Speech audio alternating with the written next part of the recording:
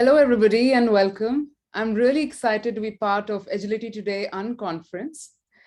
We'll start the session followed by Q&A.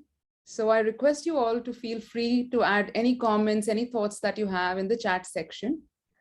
So let's begin.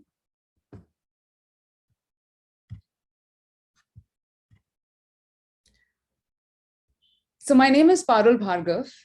I'm Agile coach at ThoughtWorks, and I'm going to share with you a topic which I'm really passionate about, from accepting to embracing change. There is nothing more permanent than change, said Heraclitus, the Greek philosopher of 5th century BC.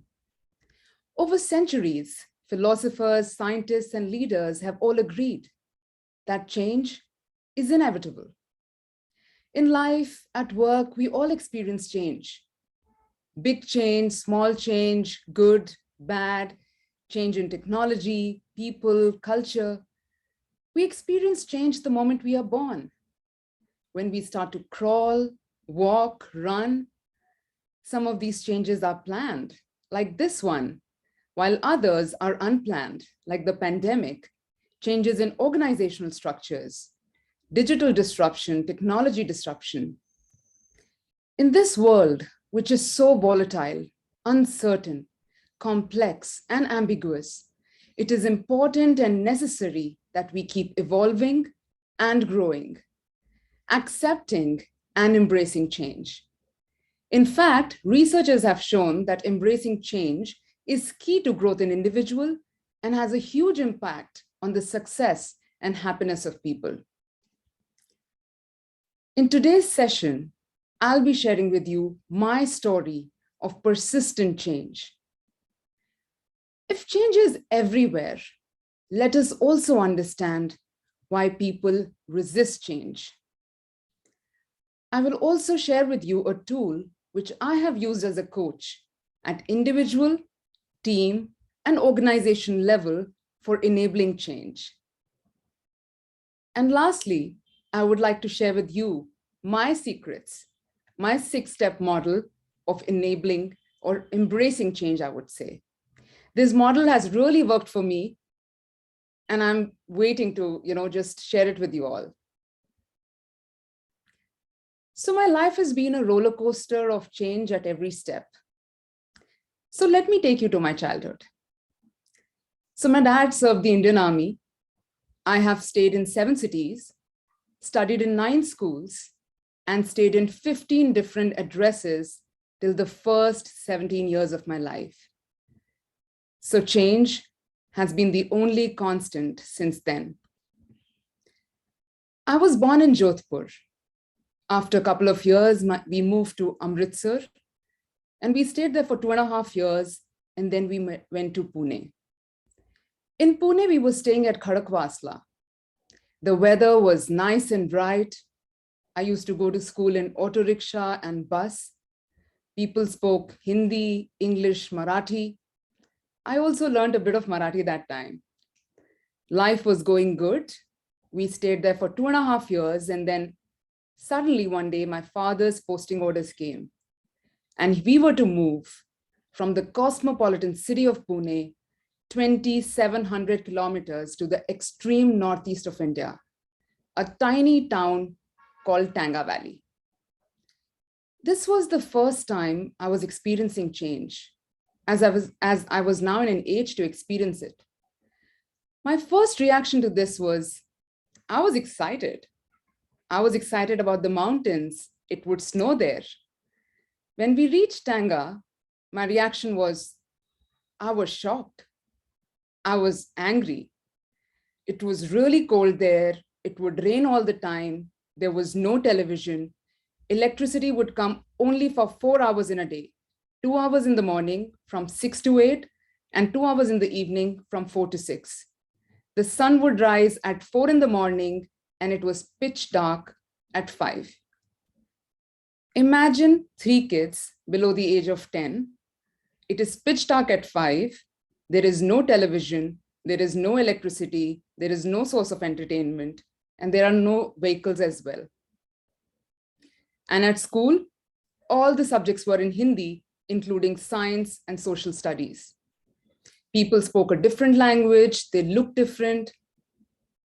My mother used to say I would get up in the middle of the night and start crying that, let's go back, I don't want to stay here.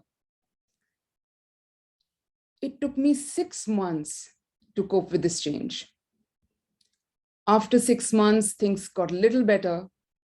Since there were no vehicles, we used to go walk to school. So chitter chatter, I made some friends, started reading books, using the laltain, started playing outside. And I also started speaking really good Hindi. And then things were going good.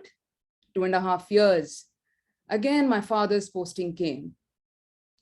And this time we were moving 2,000 kilometers to the north from the tiny town of Tanga to the biggest city in India, New Delhi. And since I'd already experienced change, this time I wasn't ready for this. So what did I do? I stopped eating. Yes, this was me.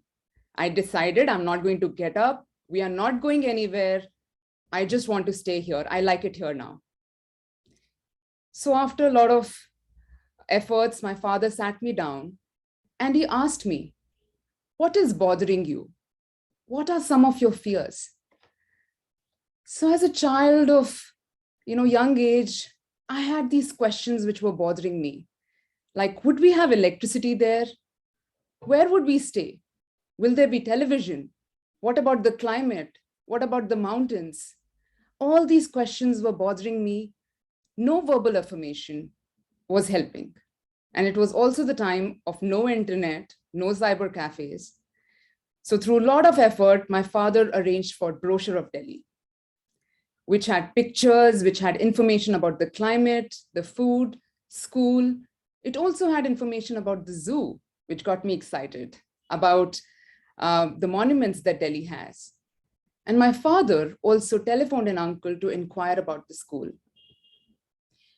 With this information and some relatability, my emotions changed. From anxiety, fear, I was now moving towards acceptance of this change. I accepted that we were going to Delhi before we left. But was the transition easy? Absolutely not. In Tanga, all the subjects were in Hindi except English, and in Delhi, it was the opposite. All the subjects were in English except Hindi. There were 2 sections in Tanga, and in Delhi, there were 10 sections. Because I had gone in midterm, all the subjects were haphazard, people spoke English, I could only understand Hindi. Life was difficult. So I have a question for the audience, and you can answer in one word in chat. So if you were Parul, how would you deal with this change at this time?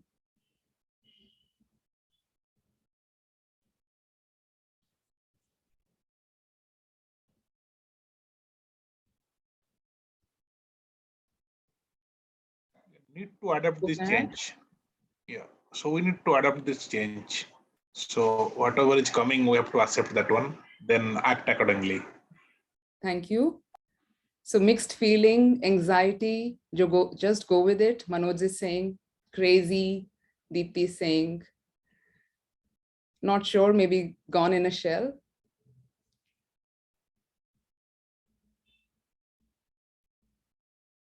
Lots of thoughts coming. Patience, go with the flow. Look at the positive side. So let me answer what I did.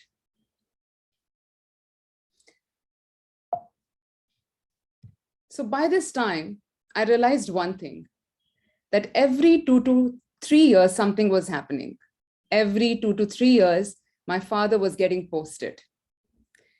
So I realized that one thing I have to accept, that this change is inevitable. And once I accepted that this change is going to be inevitable, I started looking at change as an opportunity, and as an opportunity to learn about different cultures, maybe a different language, maybe something new, something to explore and something to excel in. So how did I do that? So language was a problem. So I joined extra classes. I also joined Western Music Society, thinking that maybe if I sing in English, I can speak better English. I joined hobby classes to make new friends. And not having any vehicles in Tanga Valley worked for me because I was literally running around. So I also got selected in athletics team. Fast forward to today, in my career spanning 14 years, I have worn many hats. I started off my career as a business analyst, then went to be an e-commerce digital consultant, Scrum Master, product owner, agile coach. I have worked in more than 6 verticals: oil and gas, manufacturing, retail, healthcare, banking, financial services. And I have lived and worked in 5 geographies: US, UK, Australia, Netherlands, and India. My ability to embrace change has helped me in my diversified career. Some of these changes were planned, but most of these were unplanned. Through my childhood, one thing I realized, that change is going to be inevitable. So acceptance of change was hardwired in me. And every time there was a change, I looked at change as an opportunity to learn, to explore, and to excel. And I always reflected on the experience that I had, the emotions that I felt, and I took that information to come up with my 6-step model for embracing change, which I will be sharing with you today.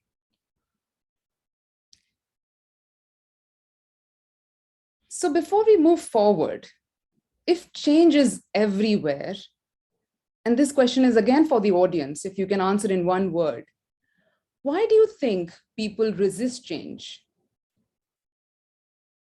Because we push. Okay. Because we force and we push. Okay. Carol is saying fear of the unknown. Deepti is saying fear, inertia. Sohini? Fear of failure. Fear of failure. Thank you. Comfort zone. Inertia by Nick as well. Fear of rejection. Interesting.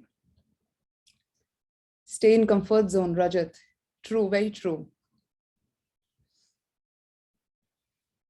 Adapting to change is hard because of not getting enough information to move with the change. Manoj, very true. Ready to move from the regular routines. Yes, yes, Suganya. So all these are actually very true.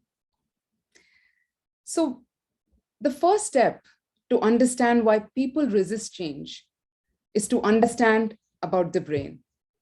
So let's explore. So the human brain has remained the same for the past 20,000 years. Even the world around us has changed drastically. The human brain has not changed. It weighs the same 1.3 kgs. It has not expanded or shrunk. The human brain still operates as if it is living in the hunting and gathering society of the early Homo sapiens. The human brain has not changed at all.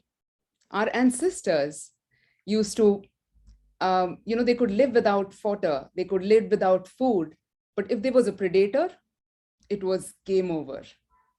Our brain has been hardwired to survive. And I feel our ancestors did a great job at that because that's the reason why we are here. To enable us to survive, the brain needs 2 things. It wants to seek reward and it wants to avoid threat. Let me repeat this for you. To enable us to survive, the brain needs 2 things. It wants to seek reward and it wants to avoid threat. This has also been substantiated scientifically. So let's look at that.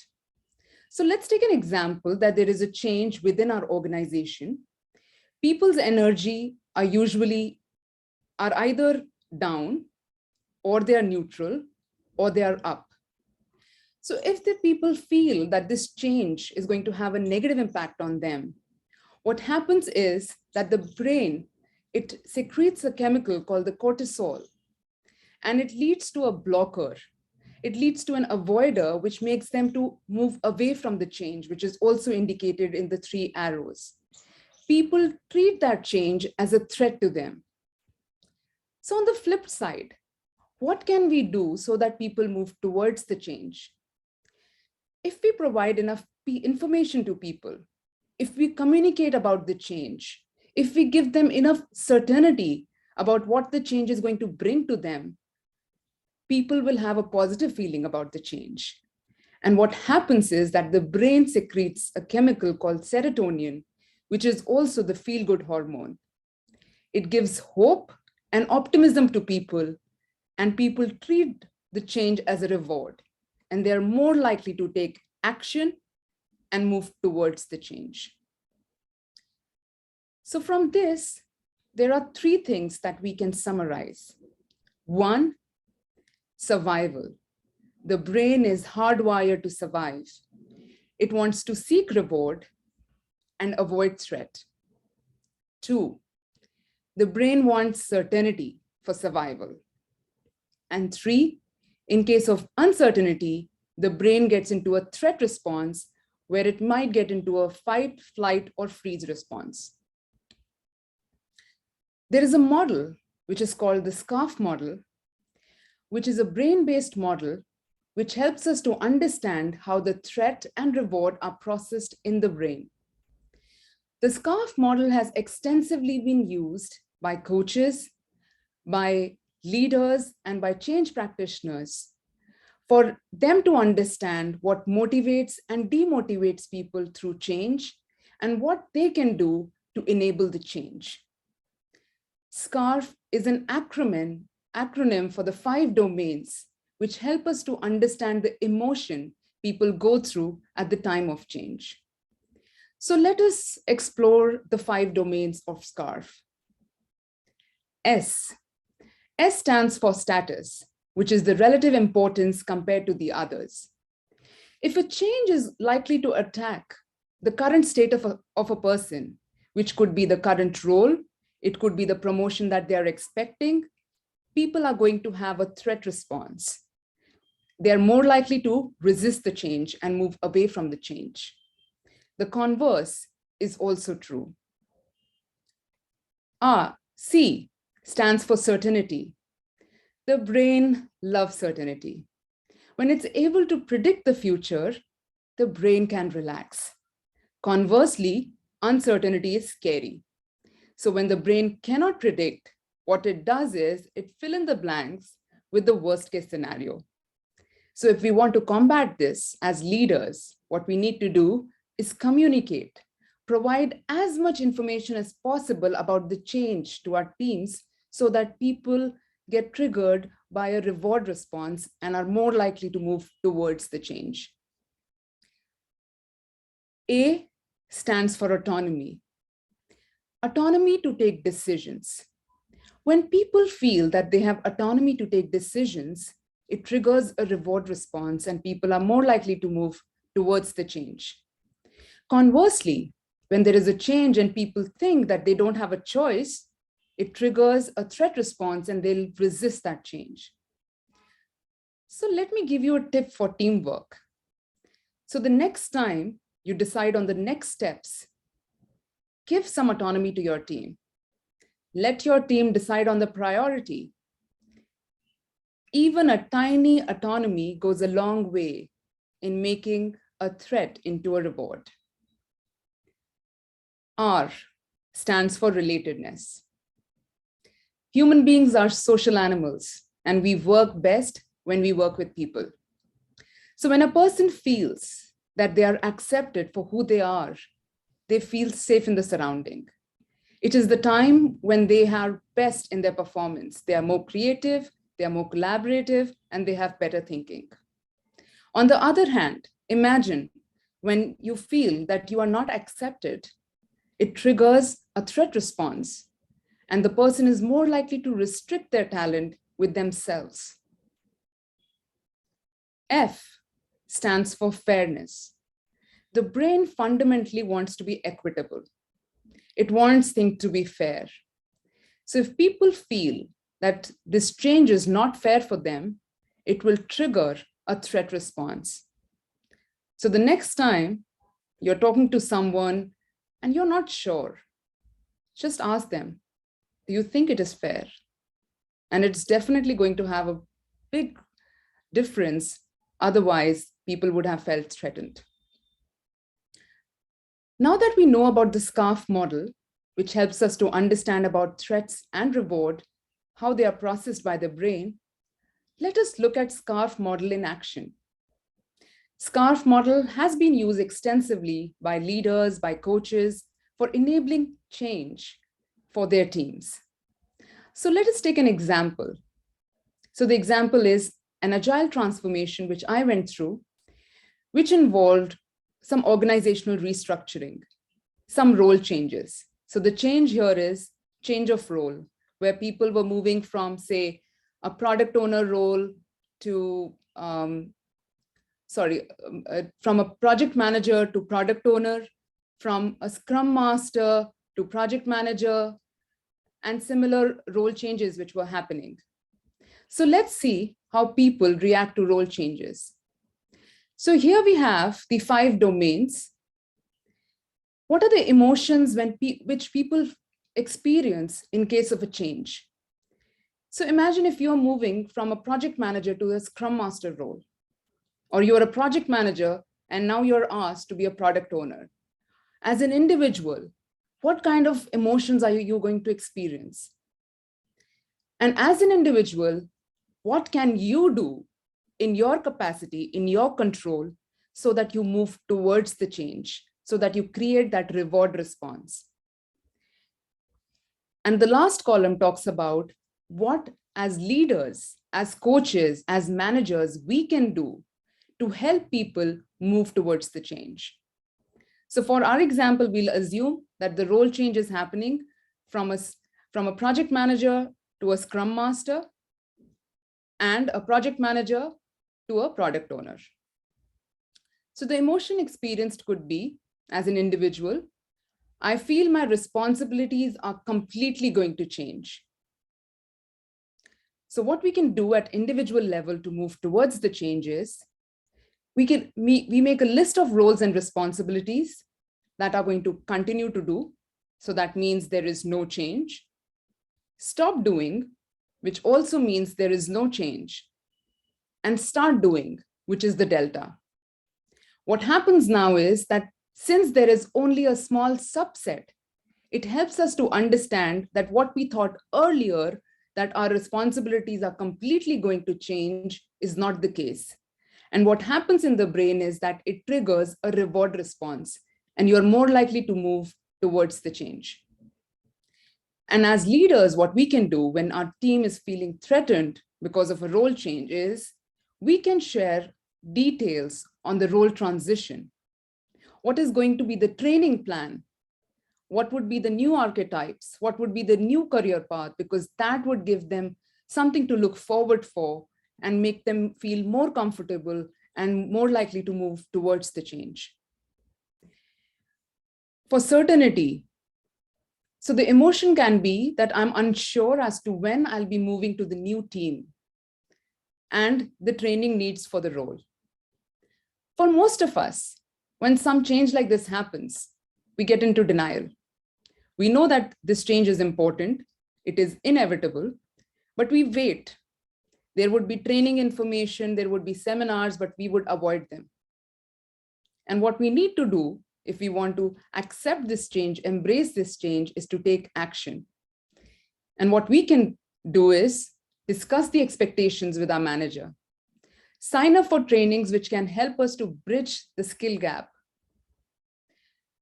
And as leaders, communicate, communicate, communicate, because certainty is what the brain loves. So communicate about the clear vision, the roadmap, tentative timelines for change management. Because even a small information about a tentative timeline, not a fixed timeline, will lead to a reward response for people. Similarly, for autonomy, relatedness, and fairness.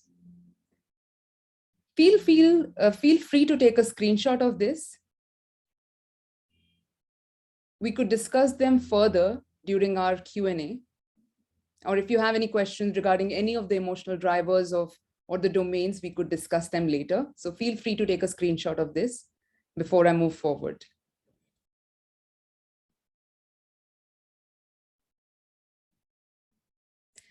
So I have a tip for you.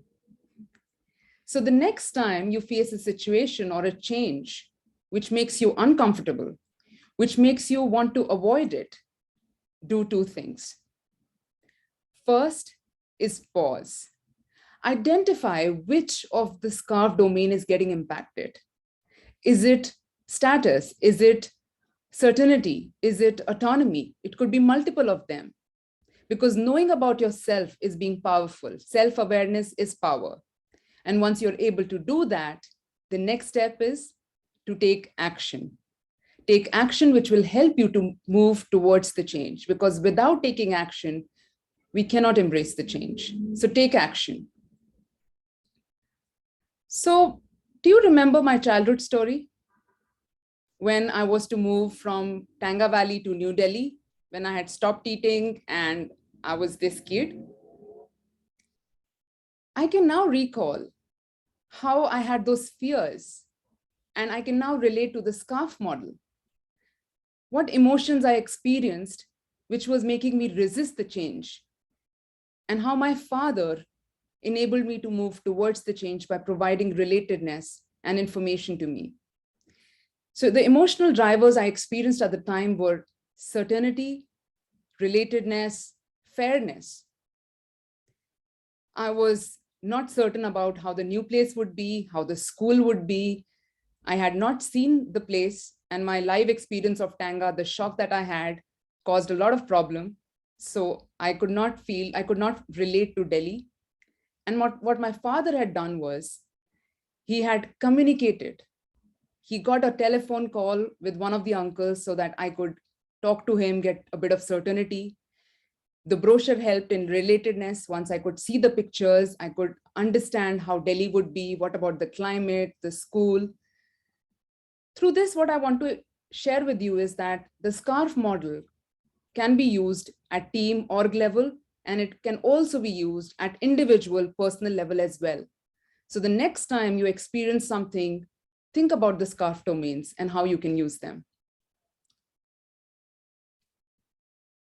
And now moving to my 6-step model to embracing change. So through my life experience of growing up and working across the globe, and through my agile journey, I have identified that there are these certain secrets to embracing change. And through my experience, I was able to devise 6 steps, the 6-step model to embracing change. And since it is my moment of discovery, I call it the AHA model. So let's explore the AHA model. So the first 3 steps relate to what one needs to do to embrace change. And the last 3 steps talk about what behavior we need to exhibit continuously so that we have that continuous cycle of embracing change. So the first step is accept. Accept that change is inevitable because it just is, and that not all changes are going to be good. There are people who are going to stand up and say, oh, change is good, it's great. No, not all changes are good, some are bad. But even in bad changes, we'll have to embrace them at some time, because only once we do that, we'll be able to move on and look for other opportunities. The step number 2 is acknowledge. Acknowledge that all change is going to be emotional. And once we do that, we need to identify which of the SCARF domain is getting impacted. Is it status, certainty, autonomy, or multiple of that? And once we do that, the next step is act.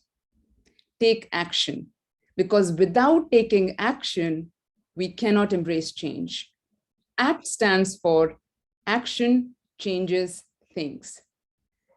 So if there is something that you wanted to do, you don't take action, nothing will happen. You cannot get the life that you wanted without taking action. So take that action that you were thinking about. The next step is accountable. Be your own change catalyst. The help that you were looking for may not arrive. You will have to be your own consultant. You'll have to take stock of your own strengths. Look at the options that you have and take that action. The next step is actually the opposite of the previous one. Help others embrace change. Helping others to embrace change is not only a great thing to do, but it's also therapy. Because when we can help others, we learn from their experience. And we also reinforce the entire cycle of embracing change to ourselves, where we help people to accept, to acknowledge, and act. And the last step in this is attitude. It's all about the attitude. There is a saying which goes, there is little difference in people. There is little difference in people, and that little difference makes the big difference. The little difference is the attitude, and the big difference is whether it's positive or it's negative. We may not have control on the change that happens. We may not have control on how big the change is, but what we have control on is how we react to that change. So it's all about the attitude. With that, I want to leave you with this thought, something that I truly believe. The only way to make sense out of the change is to plunge into it, move with it, and join the dance. Feel free to take a screenshot of this because I have it at home and this is something I truly believe and has helped me in moments of difficulty.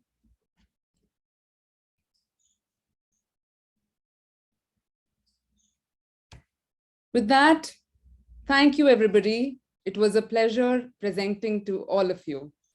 We are now open for questions.